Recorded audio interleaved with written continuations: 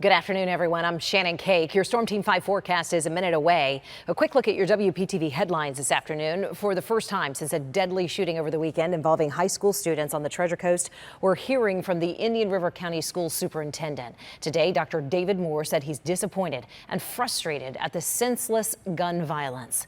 Detectives say a senior at Vero Beach High School, Camden Stukins, shot into a car this past Sunday night, killing 20-year-old Carl Travius Jones, a recent graduate from that school. The Indian River County Sheriff's Office says it happened during a drug deal.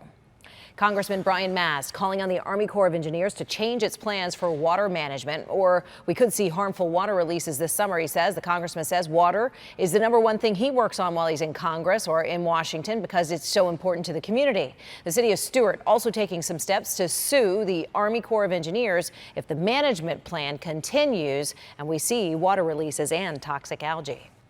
Mayor Keith James says West Palm Beach is strong and its future is promising. He delivered his State of the City address today. The mayor campaigned on what he called the Keith Plan, keeping crime low, in the environment. He's focusing on the environment, he says, the economy, integrity in the workplace, transit, traffic, taxes, and homelessness as well.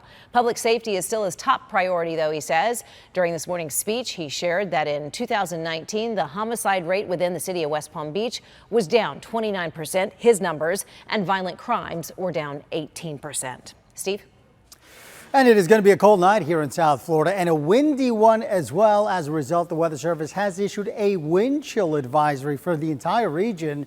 It runs from 7 this evening until 9 a.m. tomorrow morning. Wind gusts of 20 to 25 miles an hour. Overnight lows in the 40s will mean that when you're waking up tomorrow morning, it will feel like the 30s outside. So it's going to be very, very chilly. And in fact, back across the lake, it could actually feel like the 20s early tomorrow morning. Then as the day goes on, we'll warm it up into the 60s. So over the next couple of days, tomorrow's a cool one at 68 degrees. But then after that, we do start to warm it up as we head towards Friday. Then we're tracking a disturbance that's going to move on through over the weekend, and that's going to cool us down for Sunday.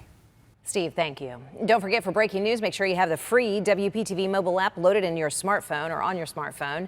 I'm Shannon Cake, and those were your WPTV headlines.